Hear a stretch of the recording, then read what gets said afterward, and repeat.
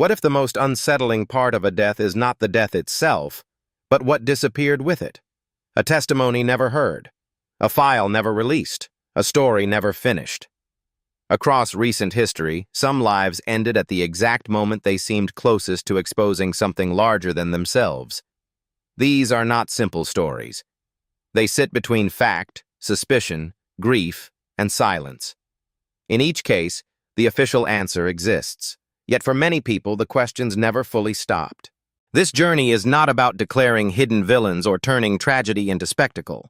It is about examining why certain deaths continue to disturb the public imagination. Why do some endings feel incomplete? Why do some investigations leave behind more doubt than closure? The people in this story were powerful, controversial, brilliant, flawed, or deeply committed to what they believed. Some challenged industries. Some fought institutions. Some carried information others wanted buried. Others became symbols after death because the timing felt impossible to ignore. When a person dies, the world often rushes to explain it. Accident, suicide, natural causes, crime. But sometimes the explanation arrives before trust does. And in that space, one question remains. When truth vanishes with the dead, who is left to speak for it? What if a mansion became the center of one of Canada's most haunting mysteries? In December 2017, Barry and Honey Sherman were found dead inside their Toronto home.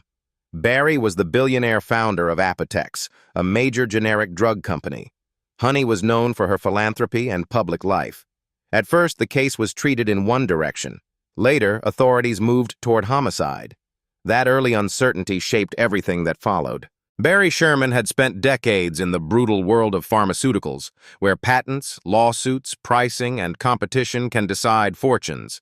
His company made cheaper versions of expensive drugs, a business that helped patients but angered powerful competitors. After the deaths, many looked at his legal battles and business enemies. Others warned against jumping too quickly from motive to proof. The case became a mirror for public distrust. If a wealthy, visible couple could die this way, and answers still remained distant, what did that say about justice? The Sherman family pushed for clarity. The public waited. Years passed.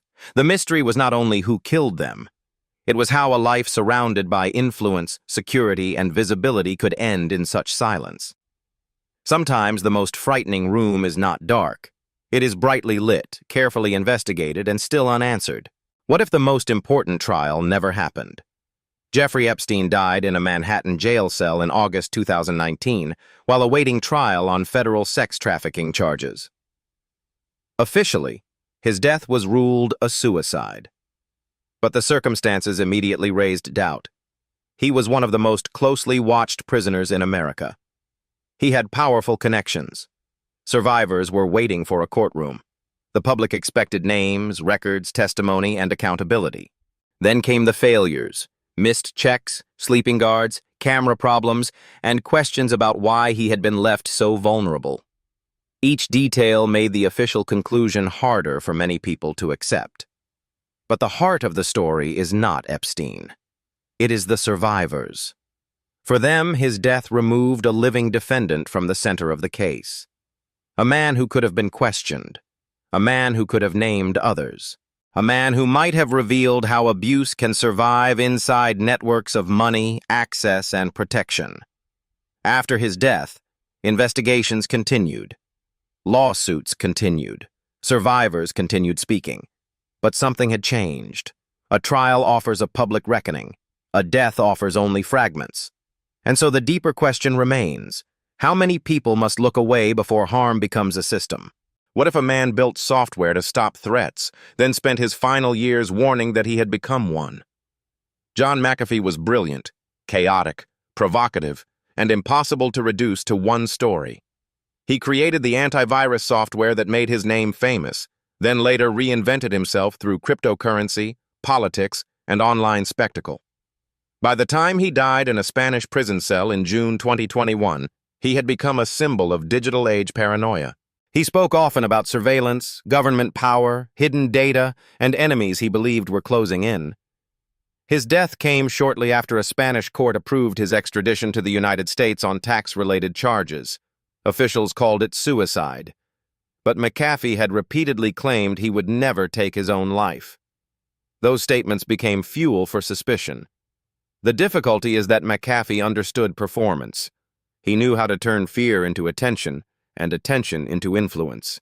Separating warning from theater was never easy. Still, his story points to a real modern anxiety. We live inside systems that track, store, predict, and monetize human behavior. McAfee may have exaggerated many things, but the unease he embodied was not imaginary. His final mystery is not only how he died, it is whether anyone can clearly see the truth when a life has been spent inside distrust. What if a medical dispute becomes a battle over trust itself? Dr. Brandy Vaughn was a former pharmaceutical sales representative who became an outspoken critic of vaccine safety practices and the drug industry. She built a following among people who believed medicine had ignored their fears, injuries, or questions. Her death in December 2020 shocked her supporters. Because she had spoken publicly about feeling threatened, many immediately doubted the explanation that followed. To public health experts, many of Vaughn's claims were contested.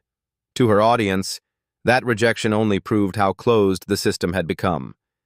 This is where trust breaks.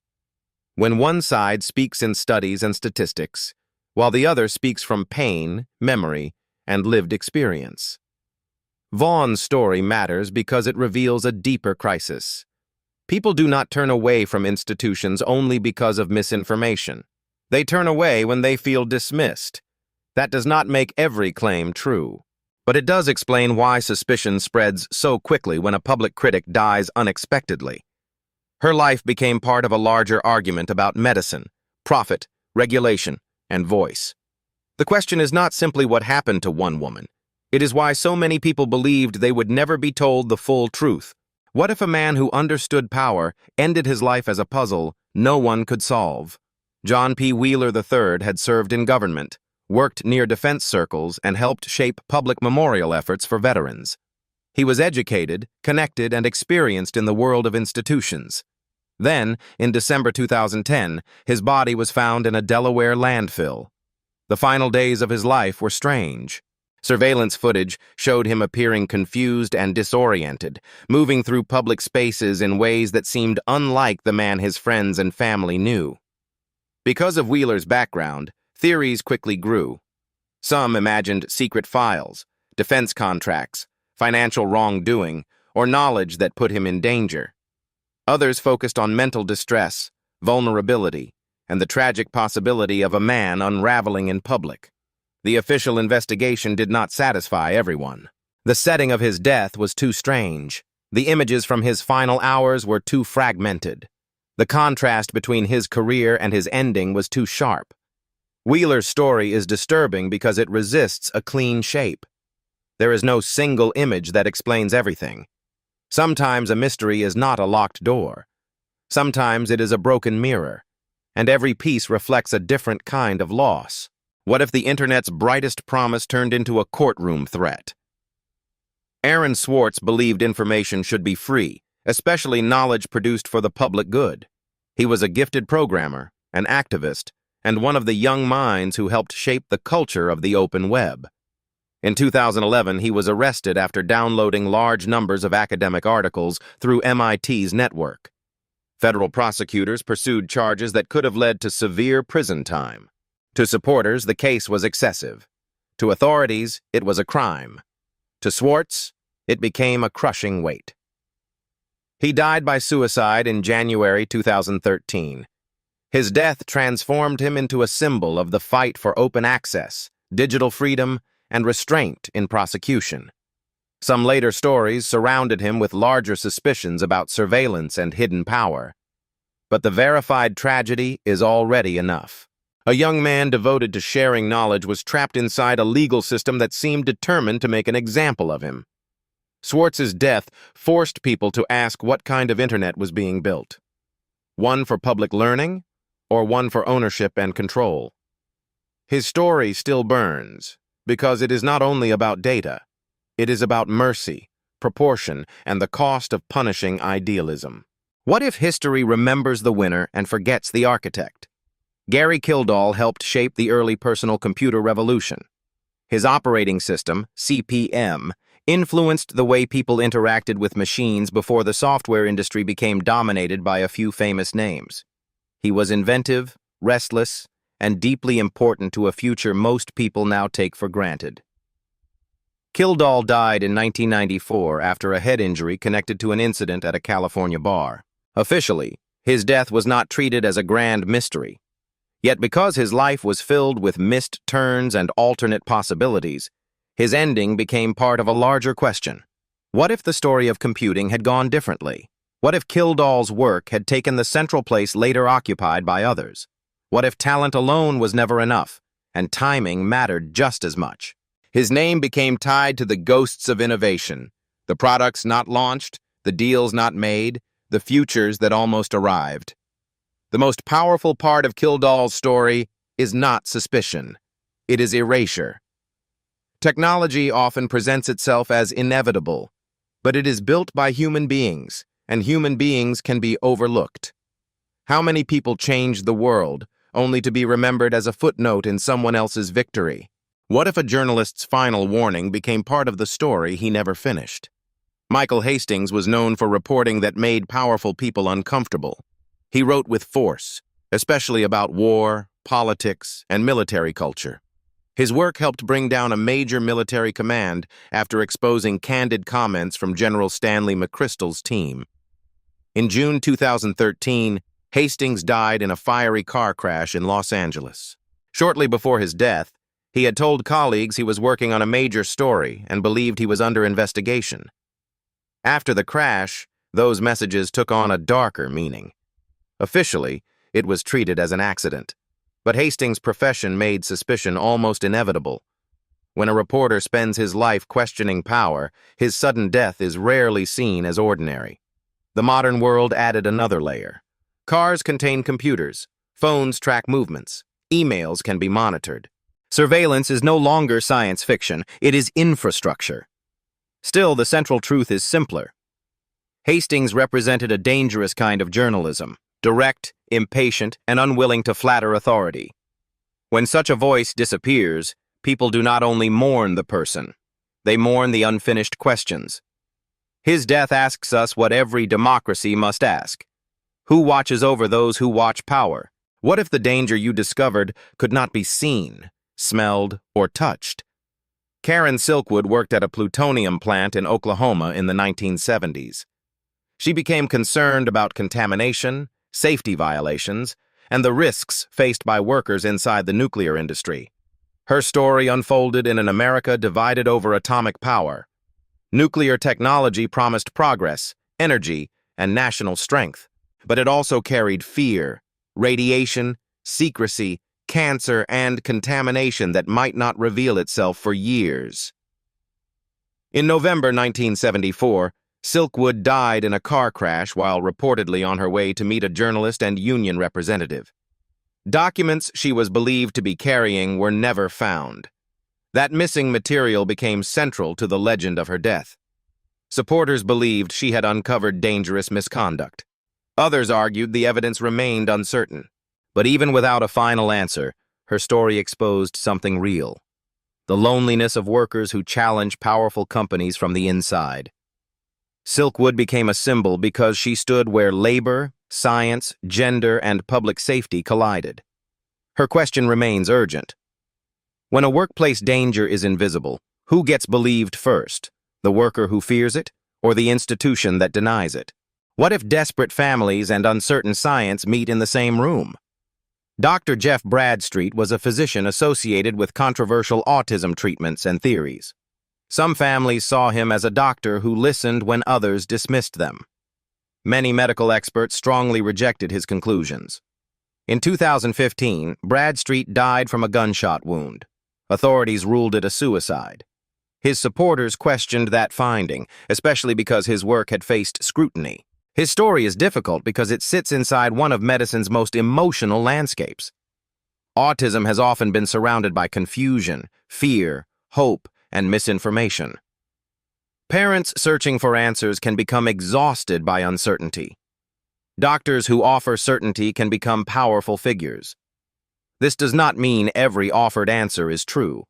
Compassion cannot replace evidence. But evidence without compassion can also fail people. Bradstreet's death became, for some, proof that he had been silenced. For others, it was a tragic end to a controversial career. Between those views is a more human question. Why do people turn to disputed answers? Often because the official answers feel too cold, too slow, or too incomplete. The lesson is not to abandon science. It is to make science more humane. Because where pain is ignored, suspicion grows. What connects these stories? Not proof of one hidden plan, not a single machine operating behind every death. The connection is more human and more troubling. Each person was believed by someone to have stood near dangerous knowledge, a business secret, a legal case, a public scandal, a safety failure, a technology that could change who held power. Then they died. That sequence is enough to create suspicion. The mind looks for patterns. Grief looks for meaning. Public distrust supplies the rest.